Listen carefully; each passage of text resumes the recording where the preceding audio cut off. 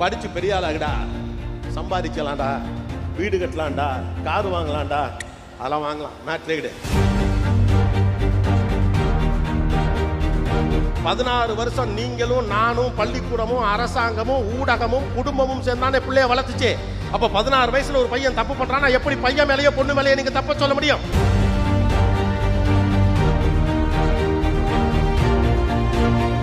அவனை ரிசோர்ஸை மாற்ற வேண்டிய பொறுப்பு உங்களுக்கு இருக்கு, எனக்கு இருக்கு, சமூகத்துக்கு, பள்ளிக்கூடத்திற்கு, கவர்மெண்ட்டுக்கு இருக்கு. Society is that everybody is responsible to raise a kid in a proper way. Don't abandon the kids. அப்பா எனக்கு சின்ன விஷயம் சொல்லிட்டே இருப்பார். எனக்கு லெட்டர்லாம் ஒன்று ஹாஸ்டலில் படிக்கிறவர் எல்லா லெட்டரையும் மேல் எழுதுவார். மாபெரும் சமைதனில் நீ நடந்தால் உனக்கு மாலைகள் விழ வேண்டும். எல்லா லெட்டர்லையும் மேல இருக்கும்.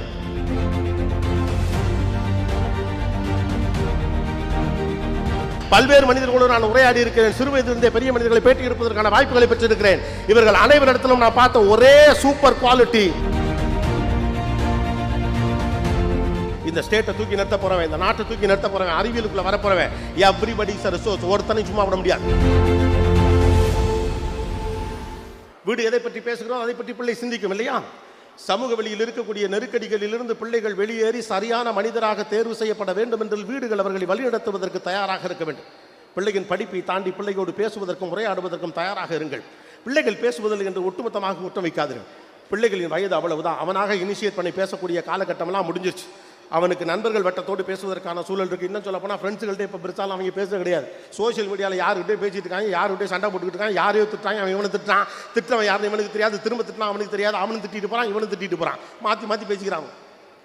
அப்போ உரையாட மனுஷன் இல்லை. நீங்கள் கூகுளை விட எக்ஸைட்டடான ஒரு பேரண்ட்டாக இன்றைக்கி இருக்க வேண்டியிருக்கு. டீச்சர்ஸ்க்கு அந்த பிரச்சனை இருக்குது. ஒரு காலகட்டத்திலே ஆசிரியர் வழியாகத்தான் இந்த விஷயங்கள் எல்லாம் தெரியும் என்று இருந்த நிலைமை மாறி அத்தனை வாட்ஸ்அப்பில் வந்து போகிற காலத்தில் நாளைக்கு காலையில் இந்த சப்ஜெக்டை எடுக்க போகிறேன்னு வாத்தியார் சொன்னால் மறுநாள் நைட்டே சாட் ஜிபிட்டையும் கூகுள்கிட்டையும் ஏஐட்டையும் போய் எல்லா விவரத்தையும் கேட்டுட்டு மறுநாள் காலையில் கணக்கு வாத்தியாரை மடக்கலாம். அதுக்கு பேர் ஹீரோயிசம் நம்ம நம்புகிறான்.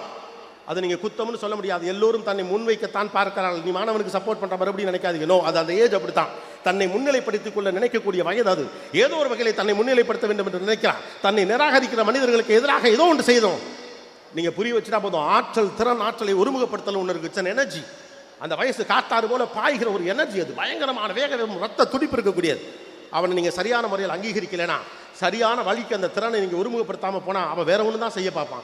ஏதோ ஒரு வகையில் நான் அட்ராக்ட் பண்ணணும், அவ்வளோதானே. மாடியிலேருந்து குதிப்பேன், பஸ் படிக்கட்டில் தொங்குவேன், ஒருத்தனை வம்புழுப்பேன், வாடா போட்டு பார்ப்போம் அப்படின்னு சொல்ல முடியும் என்னால்.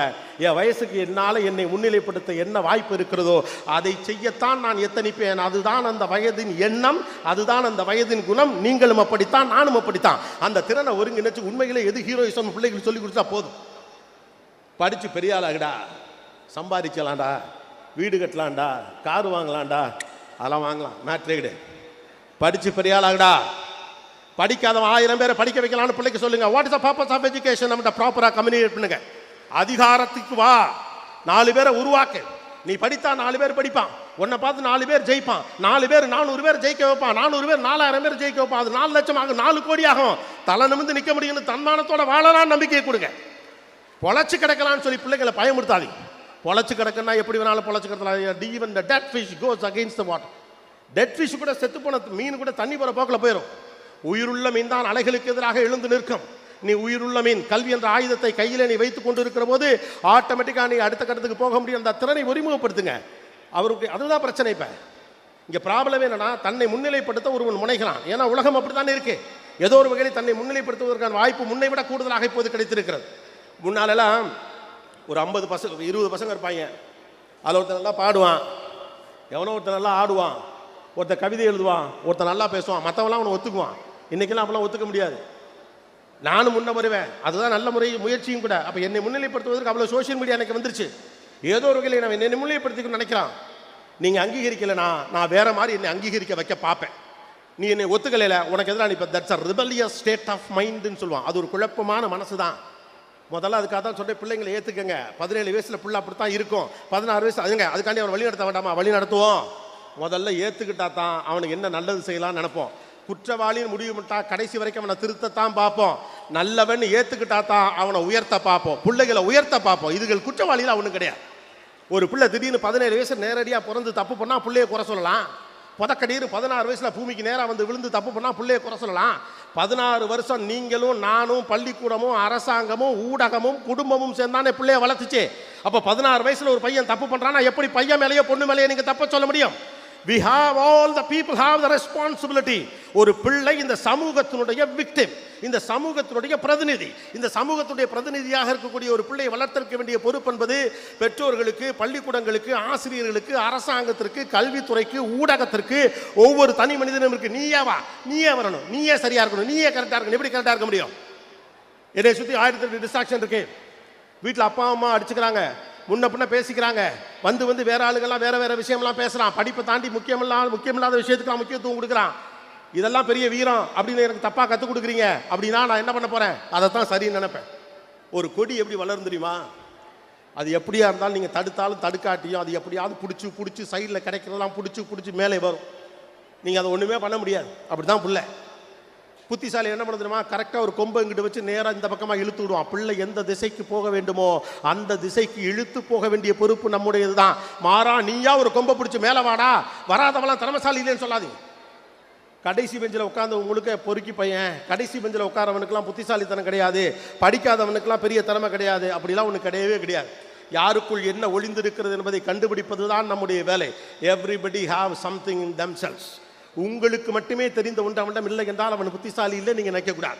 உங்களுக்கு தெரிந்த ஒன்று உங்கள் பிள்ளைக்கு தெரியாமல் இருக்கிற பட்சத்தில் அவனுக்கு அது தெரியவில்லை என்பதற்காக அவருக்கு அறிவில்லை என்று அர்த்தமாகாது. அவன் விளையாட்டு வீரனாக இருக்கலாம், கவிதை வரலாம், கணக்கு வரலாம், வேற ஒரு டெக்னாலஜி சம்பந்தப்பட்ட புத்திசாலித்தனம் அவர்களிடம் இருக்கலாம். அதை கண்டறிவதற்கான வாய்ப்பு இருக்கலாம். வரும்போது கலெக்டர் எங்கிட்ட ஒரு பேம்ப்ளெட் இந்த புக்கு கொடுத்தார். அந்த புத்தகத்தில் பிள்ளைகளுடைய திறன் மேம்பாடு குறித்த வாய்ப்புகள் இதெல்லாம் இங்கே தான் நிறைய நடக்குது. ஆக்சுவலாக நம்ம தான் பெருசாக கவனிக்காமல் இருக்கோம். படிப்பு வராத பிள்ளையை என்ன பண்ணலாம் அப்படின்னா கைவிட்டலாமா? படிப்பை தாண்டி அவனுக்கு என்ன வருகிறது என்று யோசிக்க வேண்டிய பொறுப்பு நமக்கு இருக்கிறது. படிப்பை உனக்கு படிப்பு இல்லை, நீ மக்கு அப்படின்னு முடிச்சுட்டு அவன்கிட்ட என்ன டேலண்ட் இருக்கோ அதில் வளர்த்து விட்டா வளர்ந்துட்டு போறான், முடிஞ்சு போச்சு. அப்படி தானே? படிப்புங்கிறது புத்தகத்தில் மட்டும் இல்லை, புத்தகத்தை தாண்டி பல்வேறு விதமான படிப்பு இருக்குது. இங்கே ரொம்ப பெரிய சிக்கல் தெரியுமா? நம்மகிட்ட தியாகம் இருக்குது, அக்கறை இருக்குது, பணம் சொல்லணுங்கிற எண்ணம் இருக்குது, பிள்ளைகளை எப்படியாவது ஆளாக்கணுங்கிற கவனம் இருக்குது. ஆனால் பிள்ளைகளை எப்படி வழி நடத்தணுங்கிறதுல பெரிய குழப்பம் இருக்குது. உலகத்திலேயே அதிக மக்கள் தொகை வைத்திருக்கக்கூடிய ஒரு தேசத்தின் பெரும் பிரச்சனை என்ன தெரியுமா? பிள்ளைகளை எப்படி வழி நடத்துறது அப்படிங்கிறது தான். இந்த திறமை என்பது இரு பக்கமும் கூர்மையான ஒரு ஆயுதம். சரியாக பயன்படுத்தவில்லை என்றால் இது வேறு பக்கத்திலே திரும்பும். நீங்கள் உங்கள் பிள்ளைகளுக்காக என்ன விட்டு செல்ல போகிறீர்கள் என்பதில் கவனமாக இருங்கள். உங்கள் பிள்ளைகளுக்கு வீடுகள் வழியாக என்ன சொல்லித் தருகிறீர்கள் என்பதில் கவனமாக இருங்கள். ஒரு புள்ள 3 பக்கத்தில் வெல் கனெக்டடாக இருக்கணும். இந்த பக்கம் புள்ள இருக்கானா, இந்த பக்கம் பேரண்ட், இந்த பக்கம் பள்ளிக்கூடம், இந்த 3ஓட கனெக்ஷன் இருக்கணும். அதான் உங்கள்கிட்ட விட்டுட்டு டீச்சர்னு சொல்லிட்டு ஒதுங்கிற காலம்லாம் முடிஞ்சு போச்சு. ரைட்டு தானே? பள்ளிக்கூடத்துக்கு பிள்ளை அனுப்புகிற பார்த்துக்க வேண்டிய பொறுப்பு பள்ளிக்கூடத்தில் மொத்த கதையில் முடிச்சுட்டு போகலாம் முடியாது. வீடு தானே சரி பண்ணணும், ஆசிரியர்கள் சும்மாலாம் இருந்துட முடியாது. Everybody is a resource. நீங்கள் உங்கள் பிள்ளைய சுப்பிரமணி, சண்முகம் ஏதோ ஒரு பேரை வச்சுக்கோங்க. அவன் ஒரு ரிசோர்ஸ், இந்த தேசத்திற்கான ரிசோர்ஸ், இந்த மாநிலத்துக்கான ரிசோர்ஸ். அவன் ஒரு சயின்டிஸ்ட்டு, அவன் ஒரு ஸ்போர்ட்ஸ் மேனு, அவன் ஒரு அரசியல்வாதி, அவன் ஒரு மீடியாக்காரன், அவன் யாரோ ஒருத்தி இல்லையா? she or he is a resource of the state, of the country. கோபிநாத்துங்கிற ஒருத்தனை இன்னைக்கு மேடையில் ஏற்றி இவ்வளோ பேர் நின்று கை தட்டுறீங்களே, இதுக்கு பின்னால் எத்தனை வாத்தியார் வளர்ச்சிருப்பாங்க. இன்னைக்கு நான் பார்க்கறது, இன்னைக்கு நான் பேசுறதை பார்த்து ஊர் சந்தோஷப்படுறதை விட பெரிய அளவுக்கு சந்தோஷப்பட போகிறது வாத்தியார்கள், டீச்சர்ஸ் தான் இல்லையா? I'm a resource. You are a resource. உங்கள் வீட்டில் இருக்க ஒவ்வொரு பையனும் ரிசோர்ஸ். அந்த முரண்டு பிடிக்கிற பையனும் ரிசோர்ஸ், முரண்டு பிடிக்கிற பொண்ணு ரிசோர்ஸ், படிக்க மாட்டேன் உங்ககிட்ட சண்டைக்கு போகிற பையனும் ரிசோர்ஸ், படிக்கட்டில் தொங்குறவனு ரிசோர்ஸ். அவனை ரிசோர்ஸை மாற்ற வேண்டிய பொறுப்பு உங்களுக்கு இருக்குது, எனக்கு இருக்குது, சமூகத்துக்கு, பள்ளிக்கூடத்திற்கு, கவர்மெண்ட்டுக்கு இருக்குது. Society is that everybody is responsible to rice a kid in a proper way. Don't abandon the kids. பிள்ளைகளை கைவிடாதீங்க. நீ உருப்பிட மாட்டேன்னு சொல்லாதீங்க. 10 தடவை சொன்னீங்கன்னா பிள்ளை உருப்பிடாது. உலகத்திலேயே பெற்றோரை தான் ஒரு பிள்ளை பெரிய அளவுக்கு நம்பும். இந்த உலகத்தில் உங்களுடைய கணவன் மனைவியும் 20 ஆண்டுகள் ஒன்றாக வாழுகிறீர்களே, ஏதோ ஒரு சின்ன சந்தேகம் உங்களுக்கு புருஷன் மேலே இருக்கும். மனைவி கடைசி வரைக்கும் கூட இருப்பாளான்னு ஏதோ ஒரு இடத்துல ஒரு சந்தேகம் இருக்கும். எல்லாருக்கும் இருக்குன்னு சொல்ல. ஆனால் என்னைக்காவது ஒரு நாள் எதுக்கு வேலை கட்டணும்னு ஒரு அப்பா சாதாரணமாக நினச்சிடுவார். இந்த ஆளுக்கு எதுக்குடா கழுத்துக்கிட்டேன் அவ்வளோ வரன்று வந்துச்சேன்னு அம்மாக்களுக்கெல்லாம் கோபம் இருக்கிற போது தோணும். ஆனால் பிள்ளைகள் கடைசி வரைக்கும் அம்மாவை அப்பாவை தான் நம்பும்.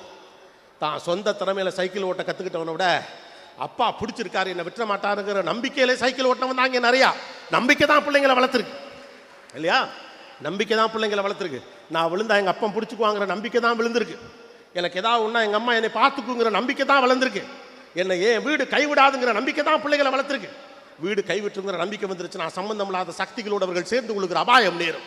ஏன்னா அவன் கைவிட மாட்டேன்னு ஆதரவு கொடுப்பான் இல்லையா? யாரோ ஒருவர் பிடியில் சிக்கி உங்கள் பிள்ளைகள் சின்னாபின்னமாகும் என்று நீங்கள் அந்த பிள்ளை மேலே குறை சொல்லிட்டு போகாதீங்க. வீடு அதற்கான இடத்தை தராவிட்டால் ஏதோ தாங்கிக் கொள்ள யார் கிடைப்பார் என்று தான் தவிக்கிற நிலைமைக்கு பிள்ளைகள் வரும். You should be an extended hand for a kid அப்படின்னு சொல்றான்.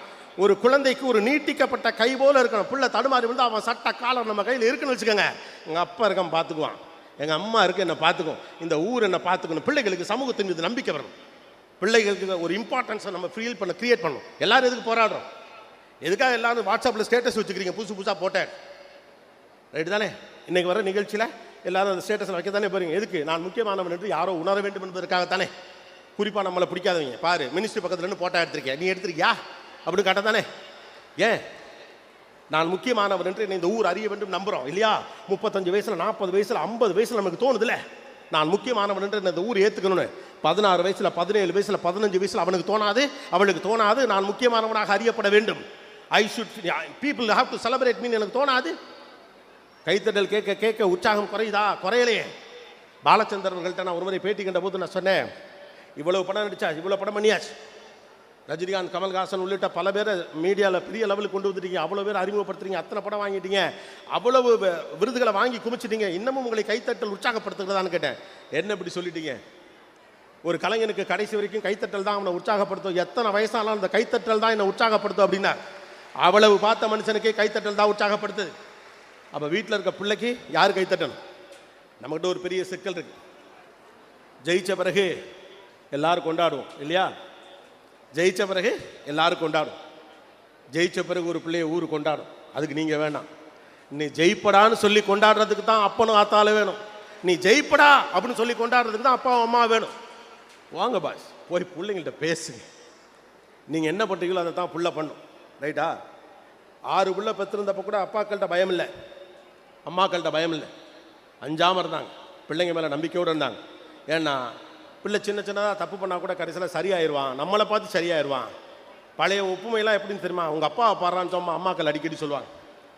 முன்னாலெல்லாம் அடிக்கடி என்ன ஒப்புமை சொல்லுவாங்க? உங்கள் அப்பா பாடுறா, எப்படி மனுஷன் பாடுறா, உங்கள் அப்பா பாடுறா, உங்கள் மாமா பாடுறா, உங்கள் அத்தையை பாடுறா, உங்கள் சித்தியை பாடுறான்னு. அப்படி வீட்டுக்குள்ளே சொல்கிறதுக்கு உதாரணம் இருக்கணும். அப்படி வீட்டுக்குள்ளே சொல்ல உதாரணம் இருக்குன்னா நாம் கரெக்டாக இருக்கணும். நாம் கரெக்டாக அந்த புள்ள கரெக்டாக இருக்கு. அப்போ அந்த அதிகாரத்தை இழந்து விட்டு பிள்ளைகளை எப்படி வழி நடத்த முடியும்? மறுபடி சொல்கிறேன், பிள்ளைகளை கை ஊற்றாது. இது ரொம்ப முக்கியமான விஷயம். அவர்கள் உங்கள் பிள்ளைகள் மட்டுமல்ல, இந்த சமூகத்திற்கான பிள்ளைகள். இந்த உலகம் நிறைய விஷயங்களை கண்டுபிடிக்க வேண்டியிருக்கு, நிறைய பேருக்கு நிறைய விஷயங்களை கொண்டு போய் சேர்க்க வேண்டியிருக்கு. இந்த பார்த்தோம்ல நன்கொடையாளர்கள், இது மாதிரி எத்தனை நன்கொடையாளர்கள் உங்களுடைய பிள்ளைகளாக வரப்போகிறாங்கன்னு யாருக்கு என்ன தெரியும்? தெரியாதுல. நமக்கு யார்கிட்ட என்ன இருக்குது நமக்கு தெரியாத பட்சத்தில் நீ இதுதான் முடிவு பண்ணுறதுக்கு நாம் யார்? 8ஆம் கிளாஸ் வரைக்கும் சரியாக படிக்காத பையனுக்கு சரியான வழிநடத்தல் கிடைச்ச பிறகு 9ஆம் கிளாஸ்லேயும் 10ஆம் கிளாஸ்லேயும் படித்து மாநிலத்தில் நல்ல இடத்துக்கு வர்றான். 10ஆம் கிளாஸில் பெரிய அளவுக்கு மார்க் எடுக்காதவன் 12ஆம் கிளாஸில் பெரிய அளவுக்கு மார்க் எடுத்து நல்ல இடத்துக்கு வரான். இதெல்லாம் உருப்படாதுன்னு ஊரே காரி துப்பி ஓடான்னு ஒதுக்கி வச்ச பையன் அமெரிக்காவில் சிலிக்கான் உட்காந்து தமிழ்நாட்டா அப்படின்னு காலர் தூக்கிட்டு ஸ்டேட்டஸை போடுறான். எவனுக்கு எப்போ என்ன நடக்கும்னு தெரியாது, யாரோ ஒருத்தர் அதை செஞ்சிடணும், அவ்வளவுதான். Manifestation is more important. நீங்கள் அந்த நம்பிக்கையை கொடுங்க. எங்கள் அப்பா எனக்கு சின்ன விஷயம் சொல்லிட்டே இருப்பார். எனக்கு லெட்டர்லாம் ஒன்று ஹாஸ்டலில் படிக்கிறப்பர் எல்லா லெட்டர்லையும் மேலே எழுதுவார், மாபெரும் சமைதனில் நீ நடந்தால் உனக்கு மாலைகள் விழ வேண்டும். எல்லா லெட்டர்லையும் மேலே இருக்கும். என்ன நம்பிக்கை, என்ன நம்பிக்கை? புள்ள ஜெயிச்சிருங்கிற நம்பிக்கை, புள்ள வளர்ந்துருங்கிற நம்பிக்கை. ஒரு பள்ளிக்கூடத்தில் எனக்கு சீட்டு கிடைக்காதப்போ, அது ஒரு பிரபலமான பள்ளிக்கூடம், 9ஆம் வகுப்பில் 8ஆம் வகுப்புலலாம் அங்கே சீட்டே கொடுக்க மாட்டாங்க. எங்கள் அப்பா போய் அங்கே சீட்டு கேட்குறப்போ அவங்க கொடுக்கல. கடைசியில் அவங்க கோவமாயி உங்கள் பிள்ளை எங்கள் பள்ளிக்கூடத்துக்கு சேர்த்தா என்னங்க கிடைக்கும் அப்படின்னாங்களா. எங்கள் அப்பா சொல்லியிருக்காரு, பெருமை கிடைக்கும் அப்படின்ட்டு. பெருமை கிடைக்கும் அப்படின்னு இருக்கார். உலகத்தில் மற்றவன் யார் எப்படி நம்புறாங்கிறதான் பெரிய இம்பார்ட்டன்ஸை தந்துடாது. நம்ம வீடு நம்புதுங்கிறதான் ஒரு பிள்ளைக்கான நம்பிக்கை. எங்கள் அம்மா என்னை நம்புறாங்கிறதான் பிள்ளைக்கான பெரிய நம்பிக்கை. ஏன்னா நீங்கள் தானே முதல் நம்பிக்கை. ஒரு பிள்ளையை தூக்கி போட்டு பிடிக்கிறீங்கள, அப்படி தூக்கி போட்டு பிடிக்கல, பிள்ளை சிரிச்சுக்கிட்டே மேலே போங்க, சிரிச்சுக்கிட்டே கீழே வரும். கவனிச்சிருக்கீங்களா? ஏன் உங்கள் வீட்டுக்காரை தூக்கி போட்டு பிடிக்க சொல்லுங்களேன். ஒரு ஆசைக்கு ஒரு நாள் அவர் கேட்குறார், ஏப்பா சத்த தூக்கி போட்டு இப்படி பிடிக்கிறேன், சரின்றுவீங்க. ஆனால் என்ன சொல்லுவீங்க? ஏங்க விட்டுற மாட்டீங்கல்ல அப்படின்னு ஒரு கேள்வி கேட்பீங்க. ஆனால் புள்ள கேட்காது. எங்கள் அப்பா என்னை விட்டுற மாட்டான்னு சந்தோஷமாக மேலே போகும், சந்தோஷமாக கீழே வரும். பிள்ளைங்களை விட்டுறாது. விட்டுற மாட்டீங்கன்னு தெரிஞ்சாலே புள்ள கரெக்டாகிடுவான். நல்லவனாயிருன்னு சொல்லி கொடுங்க, போதும், மீதி எல்லாம் தானாகவே வந்துடும். You can't decide that what you can become அப்படின்னு சொல்லுவாங்க. நீ யாராக வேண்டும் என்று நீ முடிவு செய்ய முடியாது. நீ என்ன கேரக்டரோடு இருக்கணும்னு முடிவு பண்ணலாம். அந்த கேரக்டர் தான் நீ யாராகன்னு முடிவு பண்ணும். இந்த உலகத்தில் படித்தவங்களாம் ஜெயிச்சிட்டானா? இந்த உலகத்தில் காசு வச்சிருக்கவங்களாம் ஜெயிச்சிட்டானா? லம்ப ஆயுதம் பலத்தோடு இருக்கவங்களாம் ஜெயிச்சிட்டானா? எவன்கிட்ட கேரக்டர் இருந்துச்சோ அவன் தான் ஜெயிச்சான். எந்த பிள்ளைகிட்ட கேரக்டர் இருந்துச்சோ அதனால தான் ஜெயிச்சான். அதனால தான் டீச்சருங்க கேரக்டர் கேரக்டர் கேரக்டர் பேசிக்கிட்டே இருக்காங்க. நிறைய இடங்களில் பேசும்போது நானே சில நேரங்களில் தலைப்பெல்லாம் கேட்பேன். இப்போ எந்திரிச்சு உங்கள் தலைப்பு சொல்லலே கண்டுபிடிச்சிருவேன். அது டீச்சர்ஸ் தான். பண்பாடும் கலாச்சாரமும் ஒழுக்கம் இப்படியான வார்த்தைகள் பற்றின தலைப்புகளை கொடுத்தாலே அது டீச்சர் தான். ஏன்னா கண்ணு முன்னால் பார்க்குறாங்க, நல்லா படித்த பையன் சதிஞ்சு போகிறான். ஏன்னா தவறான வழிநடத்தல் யார்ட்டையும் சிக்கிக்கிட்டான், எங்கேயோ போயிட்டான், சரியான இடத்துல அவனுக்கான வழிநடத்தல் கிடைக்காம போயிடுச்சு. நல்ல திறமசாலியான பையன் மிஸ் ஆகி போகிறத அவங்க கண்ணு முன்னால் பார்க்குறாங்க. You can decide what you become. நீங்கள் முடிவு பண்ண முடியாது நீங்கள் யாருங்கிறத. உங்கள் கேரக்டர் தான் முடிவு பண்ணோம். ஒரு கடுமையான உழைப்பையும் வெற்றியையும் தொடர்பு படுத்துவதன் பெயர் ஒழுக்கம். நம்ம சாதாரண விஷயமா எடுக்கவே முடியாது. 1900 அதுதான், 1950 தான், 2000 தான், 2024 தான், 3000 தான். இந்த உலகமே அழிய போற வரைக்கும் அது மட்டும்தான். Discipline is the key. இந்த உலகம் முழுக்க வெற்றி பெற்ற பல்வேறு மனிதர்களை நான் சந்தித்திருக்கேன். தொழில் நிமித்தமாக பல்வேறு மனிதர்களோடு நான் உரையாடி இருக்கிறேன். சிறு வயதிலிருந்தே பெரிய மனிதர்களை பேட்டி எடுப்பதற்கான வாய்ப்புகளை பெற்றிருக்கிறேன். இவர்கள் அனைவரிடத்திலும் நான் பார்த்த ஒரே சூப்பர் குவாலிட்டி டிசிப்ளின். அது பொலிட்டீஷியனாக இருக்கலாம், பிஸ்னஸ் மேனாக இருக்கலாம், டீச்சராக இருக்கலாம், யாராக வேணாலும் இருக்கலாம். ஏன்டா இருந்தாலும் ஜெயிச்சாரு, ஏன்டா அந்த பெண்மணி ஜெயிச்சாங்க அப்படின்னு கடைசியில் கணக்கு பார்த்தா அவங்கள்ட்ட ஒரு டிசிப்ளின் தான். வாழ்க்கை கொடுத்த டிசிப்ளின் வீடு சொல்லணும். 5 மணிக்கு எந்திரிச்சு பிள்ளை எக்ஸசைஸ் பண்ணால் அப்பா எந்திரிச்சு 5 மணிக்கு உட்காருங்க பாஸ், வேற வழியே கிடையாது. பிள்ளை ஃபோனை பார்க்கக்கூடாது முடிவு பண்ணால் அம்மாக்கள் டிவி சீரியலை போட்டு இதில் ஃபோனில் வச்சுக்கிட்டு அப்படியே உட்காந்து சமைச்சிக்கிட்டு பிள்ளைய அதை தான் பார்க்கும். பிள்ளையுடைய ஸ்க்ரீன் டைம் என்னன்னு பாருங்க, பிள்ளைய கொஞ்சம் கண்காணிங்க, பிள்ளைய கொஞ்சம் கவனிங்க, பிள்ளையோடு உரையாடுங்க. இயல்பான உரையாடல் வழியாக பிள்ளை என்ன நினைக்கிறதுன்னு பேசுங்க. எனக்கு பேசுறதுக்கு நீங்களே கிடைச்சா நான் ஏன் வெளியில் போய் பேச போகிறேன்? அந்த பிள்ளை என்னை பார்க்குது மச்சான் அப்படின்னா ஃப்ரெண்டு என்ன சொல்லுவான், அந்த வயசு எக்ஸைட்மெண்ட் மச்சான் அது உன்னை லவ் பண்ணுன்னு தான் சொல்லுவான் இல்லையா?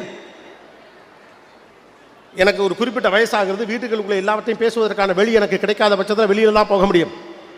பிள்ளைகளை பத்திரமா பக்கத்தில் வச்சுக்கோங்க, இறுக்கி பிடிச்சுங்கன்னு சொல்லாத, விட்டுருங்க. ஆனால் தூரம் இருந்து கண்காணி, கவனிங்க. ஆசிரியர்களோடு போய் உரையாடுங்கள். முன்னம் அதெல்லாம் இப்போ கிடையாது. ரைட்டா?